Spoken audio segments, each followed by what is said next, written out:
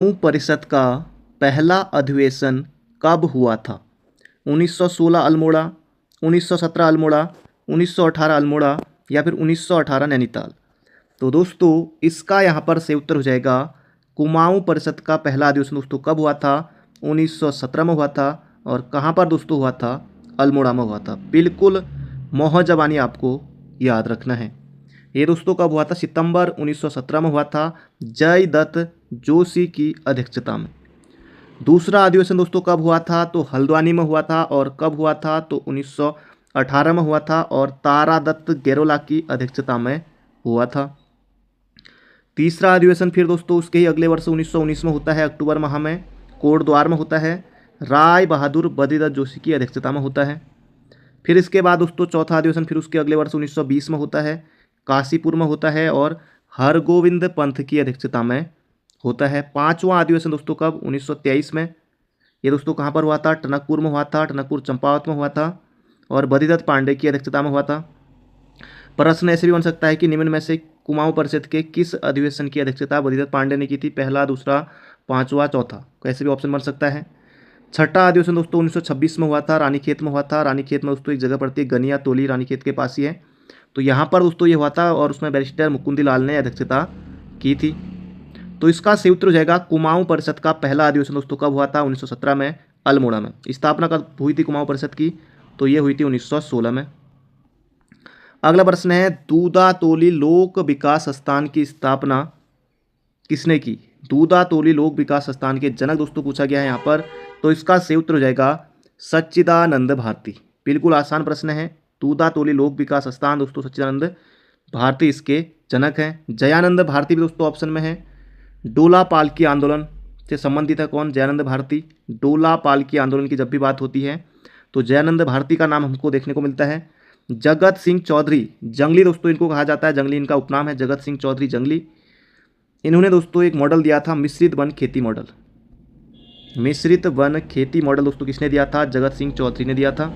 हरिप्रसाद टमटा दोस्तों इस शिल्पकार आंदोलन से संबंधित हैं, शिल्पकार आंदोलन के जनक। तो इसका सही उत्तर जाएगा दूधातोली विकास संस्थान दोस्तों सच्चिदानंद भारती। अगला प्रश्न है नकदूड़ का संबंध किससे है? नकदूड़ दोस्तों क्या है? नकदूड़ दोस्तों एक जंगली जड़ी का एक प्रकार है। तो ये हो जाएगा जंगली जड़ी का एक प्रकार है दोस्तों। ऑप्शन नंबर सी हो जाएगा इसका बिल्कुल सटीक उत्तर। अब नकदूड़ देखिए लोक नृत्य लोकगीत ऐसा नहीं दोस्तों, जंगल में मिलता है, ये जंगली जड़ी का एक प्रकार है नकदूड़। अगला प्रश्न है निम्नलिखित में से किस पुस्तक को मुकुंदी लाल ने लिखा है? अच्छा प्रश्न है दोस्तों, किस पुस्तक को मुकुंदी लाल ने लिखा है? Some notes on Molaram, Garhwal painting और गढ़वाल स्कूल ऑफ पेंटिंग। तो ये सभी की सभी दोस्तों जो पुस्तक है ना, इसका सही उत्तर हो जाएगा option number D. Barrister Mukundi Lal की दोस्तों पुस्तक जैसे यहाँ पर देखिए Garhwal painting, Garhwal school of painting, some notes on Molaram होगा दोस्तों, भोलाराम नहीं है, सम नोट्स ऑन मोलाराम है। तो इसका सही उत्तर हो जाएगा ऑप्शन नंबर डी। अगला प्रश्न है दोस्तों यहाँ पर हमारा वृद्ध भेड़ चरवाहों द्वारा युवा चरवाहों को सीख देने के लिए गाया जाने वाला गीत दोस्तों कौन सा गीत है? तो ये हो जाएगा चूरा गीत है। वृद्ध भेड़ चरवाहों द्वारा युवा चरवाहों को सीख देने के लिए दोस्तों गाया जाने वाला गीत कौन सा है? दोस्तों ये हो जाएगा चूरा गीत है। ऑप्शन नंबर सी होगा इसका सटीक उत्तर। हुड़की बोल गीत दोस्तों ये कुमाऊं में जब खरीफ की फसल दोस्तों ये खेतों में जब बोई जाती है मई जून में, तो उस समय दोस्तों ये गाया जाता है। चूरा गीत दोस्तों वृद्ध भेड़ चरवाहों द्वारा युवा चरवाहों को सीख देने के लिए हो जाएगा।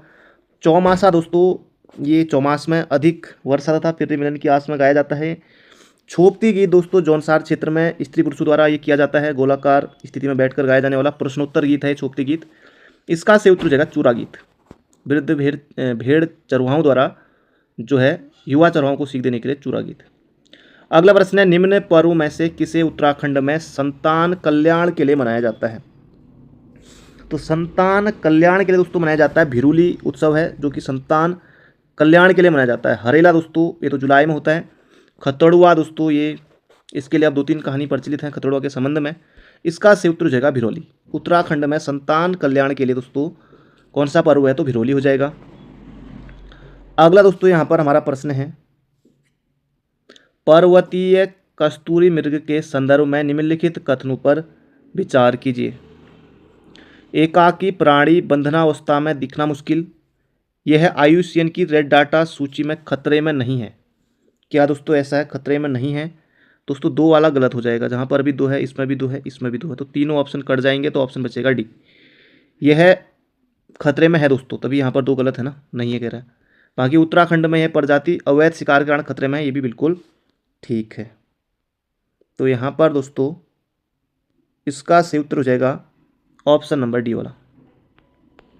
अगला प्रश्न है दोस्तों यहाँ पर, बिस्सू, दियाई, नुनाई, जागड़ा, पंचाई व माघ त्योहार किस जनजाति द्वारा मनाया जाता है? बिस्सू भी है, दियाई उत्सव है, नुनाई है, जागड़ा है, पंचाई है, माघ त्योहार दोस्तों किस जनजाति द्वारा?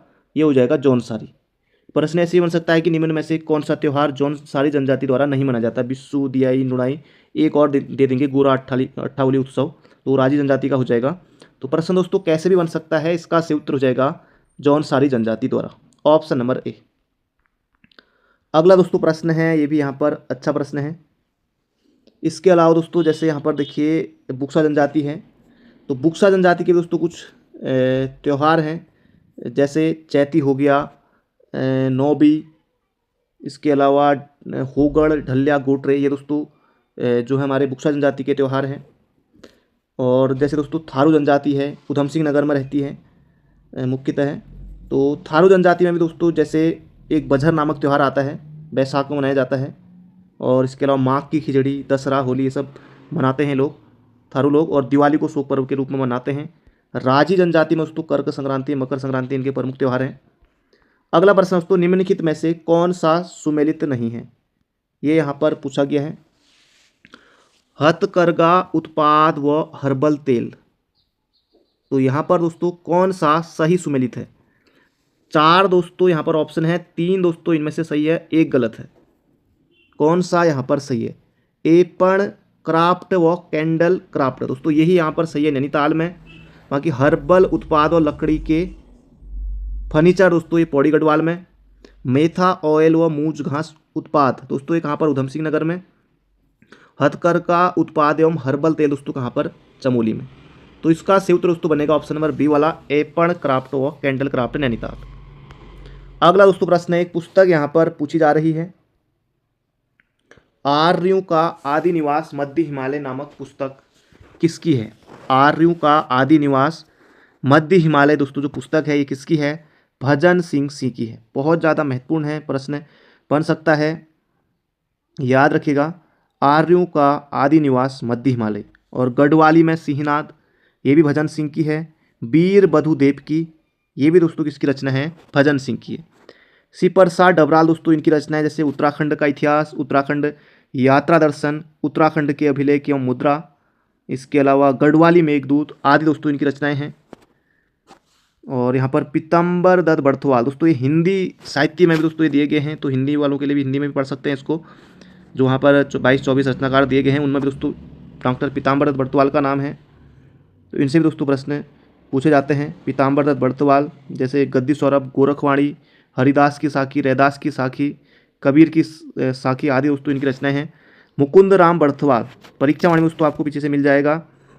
इन्होंने दोस्तों ज़्यादातर ज्योतिष से संबंधित लिखा है, जहाँ पर भी ज्योतिष जैसा नाम दिखाई दे तो वो वाली ज़्यादा इनकी रचना, जैसे ज्योतिष रचनाकर, ज्योतिष शब्द, पंचांग, मंजूषा, इस तरह के जो भी होंगे, तो ज्योतिष के बहुत बड़े जानकार थे मुकुंद राम बड़थवाल जी। तो ज्योतिष से संबंधित बहुत सारी चीज़ें इन्होंने लिखी हैं। तो यहाँ पर प्रश्न पूछा गया है कि आर्यों का आदि निवास मध्य हिमालय नामक पुस्तक दोस्तों भजन सिंह की है। अगला प्रश्न है, बूखाल मेला उत्तराखंड के किस जनपद में? बूखाल मेला दोस्तों कहाँ पर लगता है? दोस्तों ये लगता है पौड़ी गढ़वाल में, बिल्कुल मोहजमानी याद रखेगा। सबसे पहले दोस्तों अल्मोड़ा जनपद दिया हुआ है ऑप्शन ए में। अल्मोड़ा में दोस्तों, वैसे दोस्तों सभी जनपदों में कुछ ना कुछ मेले लगते ही लगते हैं। अल्मोड़ा में दोस्तों जैसे अल्मोड़ा में सावन में दोस्तों मेला लगता है, श्रावणी मेला जागेश्वर में पूरा महीने भर रहता है। सोमनाथ मेला लगता है रानीखेत के पास। इसके अलावा बगवाली पोखर मेला तो द्वारहाट में लगता है, ठीक हो गया। गणनाथ मेला ये भी अल्मोड़ा में लगता है। गुड़ केदार मेला ये भी अल्मोड़ा में लगता है। पश्चिमी रामगंगा के तट पर दोस्तों ये लगता है गुड़ केदार मेला। चमोली, अब चमोली में दोस्तों बहुत सारे मेले हैं, जैसे कि नौठा कौथिक मेला ये लगता है, हिमालय उत्सव, हरियाली पूड़ा मेला, अनुसुईया मेला, तिमुड़ा मेला, कई तरह के मेले लगते हैं चमोली में भी। पौड़ी में दोस्तों देखिए एक तो हो गया हमारा ये बुखाल मेला, ये भी कई बार एग्जाम में आता है। इसके अलावा दनगल मेला भी पौड़ी में लगता है, दनगल मेला ये भी पूछा गया था किसी एग्जाम में। गेंदा कौथिक मेला ये भी दोस्तों लगता है। और जैसे वीर चंद्र सिंह गढ़वाली दोस्तों, ये भी पौड़ी जनपद के निवासी थे, तो इनकी स्मृति में दोस्तों मेला लगता है। गिंदी मेला ये भी दोस्तों कहाँ लगता है? पौड़ी में लगता है। कई तरह के मेले हैं। बागेश्वर में दोस्तों उत्तरायणी कौतिक लगता है बागेश्वर में। तो बढ़ते हैं अगले प्रश्न की तरफ। इसका सही उत्तर हो जाएगा बुखाल में दोस्तों, कहाँ पर? पौड़ी गढ़वाल में। अगला प्रश्न है, गलत कथन का चयन कीजिए। 1791 में गोरखों ने गढ़वाल पर आक्रमण किया किंतु पराजित हुए। बिल्कुल सही बात है। वज्रदत्त पांडे को कुमाऊं केसरी कहा जाता है दोस्तों। बिल्कुल सही बात है। कुमाऊं का इतिहास पुस्तक भी किसकी है? तो ये वज्रदत्त पांडे की है। कर्णावती को नागकटी रानी के नाम से जाना जाता है दोस्तों। ये भी ठीक है। गौरीदत्त पांडे को गोरदा दोस्तों, विकास पुरुष नहीं, गौरीदत्त पांडे को गोरदा कहा जाता है। विकास पुरुष दोस्तों कहा जाता है एन डी तिवारी को। नारायण दत्त तिवारी को दोस्तों कहा जाता है विकास पुरुष। तो ऑप्शन नंबर डी होगा इसका सटीक उत्तर। अगला प्रश्न है, लाखा मंडल से मिले खंडित शिलालेख किस वंश से संबंधित है? लाखा मंडल से मिले खंडित शिलालेख किस वंश से संबंधित है दोस्तों? ये हो जाएगा छांगलेस वंश से। बिल्कुल आसान प्रश्न है। लाखा मंडल, लाक्षागृह, कौरवों के समय दोस्तों लाक्षागृह भी था। लाखा मंडल यमुना और रिकाण नदी के किनारे हैं, तो ये हो जाएगा छांगलेस वंश से संबंधित है। अगला प्रश्न है दोस्तों, कुछ यहाँ पर नदियाँ दी गई हैं, जैसे हनुमान गंगा है, बनाड़गाड़, कमलगाड़, खतनुगाड़, किसकी सहायक नदी है? दोस्तों किसकी सहायक नदी है? तो यमुना की है। निम्न में से कौन सी यमुना की सहायक नदी नहीं है? हनुमान गंगा, बनाड़गाड़, कमलगाड़। एक ऑप्शन दोस्तों कोई भी नदी, गगास नदी या कोई भी दोस्तों, गगास गाड़ लिख दिया है, कुछ भी बना दिया वहाँ पर, तो इस तरह से प्रश्न बन सकता है। तो प्रश्न दोस्तों कैसे भी बन सकता है। तो यमुना नदी की सहायक नदी है हनुमान गंगा, सभी के सभी उत्तरकाशी जनपद में प्रवाहित होने वाली हैं। हनुमान गंगा, बनाड़गाड़, कमलगाड़, खतनुगाड़, ये सब यमुना की सहायक नदी। बाल गंगा भिलंगना की सहायक नदी है। अगला प्रश्न है, गोविंद बल्लभ पंत ने, यहाँ पर दोस्तों भरना है आपको, काशीपुर में स्थापना की। किसकी स्थापना की दोस्तों? ये की थी किसकी स्थापना? प्रेम सभा की स्थापना की थी। कब? 1914 में काशीपुर में गोविंद बल्लभ पंत ने। याद रखिएगा ऑप्शन नंबर सी होगा इसका सही उत्तर। देखिए प्रश्न अच्छा प्रश्न है। पंथ सभा, प्राण सभा, प्रेम सभा, पहाड़ सभा। तो गोविंद बल्लभ पंत ने दोस्तों काशीपुर में प्रेम सभा की स्थापना की थी 1914 में। अगला प्रश्न दोस्तों यहाँ पर देखिए कितना छोटा प्रश्न है। अल्पना क्या है? उत्सव गीत, नृत्य गीत, नाटक गीत, लोक चित्रकला। तो अल्पना दोस्तों इसका नाम दोस्तों क्या है? ऐपण। ऐपण को दोस्तों चिपड़ भी कहा जाता है। ऐपण, चिपड़, लोक चित्र का तात्पर्य सजावट करने से दोस्तों, ऐपण इसी को ही कहते हैं हम।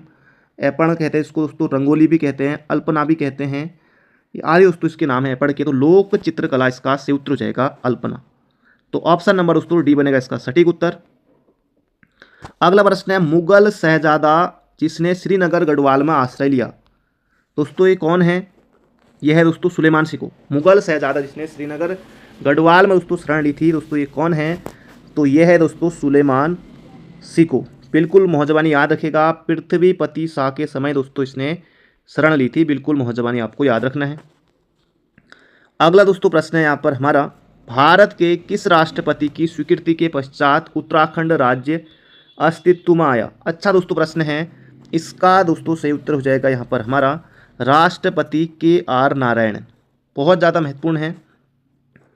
तो सबसे पहले दोस्तों लोकसभा में पेश किया गया था 1 अगस्त 2000 को, फिर उसके बाद दोस्तों राज्यसभा में, फिर उसके बाद दोस्तों राष्ट्रपति की स्वीकृति मिली थी। तब जाकर दोस्तों 9 नवंबर सन 2000 को हमारा राज्य अस्तित्व में आया था। तो प्रश्न पूछा गया है कि भारत के किस राष्ट्रपति की स्वीकृति के पश्चात उत्तराखंड राज्य अस्तित्व में आया? तो ये हो जाएगा KR नारायण। अगला प्रश्न है, राज्यसभा के सभापति का चुनाव किस निर्वाचक मंडल द्वारा किया जाता है? राज्यसभा के सभापति का चुनाव, तो दोस्तों ये हो जाएगा संसद के समस्त सदस्य। अब संसद में दोस्तों लोकसभा भी, राज्यसभा भी, तो राज्यसभा के सभापति की यहाँ पर बात हो रही है, यानी कि उपराष्ट्रपति की दोस्तों बात हो रही है। तो ये हो जाएगा संसद के समस्त सदस्य, ऑप्शन नंबर ए। अगला दोस्तों यहाँ पर हमारा प्रश्न है, राष्ट्रीय अभ्यारण्य हेतु ऑनलाइन प्रवेश परमिट जारी करने के लिए सिंगल विंडो सिस्टम पथिक दोस्तों शुरू किया था। ये हो जाएगा दोस्तों यहाँ पर हमारा गंगोत्री नेशनल पार्क, जो कि दोस्तों कहाँ पर है? उत्तरकाशी में। नंदा देवी राष्ट्रीय पार्क दोस्तों चमोली में है। कारबेट नैनीताल और पौड़ी में हो गया। राजाजी देहरादून में इसका मुख्यालय, वैसे 3 जनपदों में फैला हुआ है। तो ये थे दोस्तों आज के महत्वपूर्ण प्रश्न। बाकी मिलते हैं बहुत जल्दी एक नई वीडियो में। Thank you friend, thank you so much.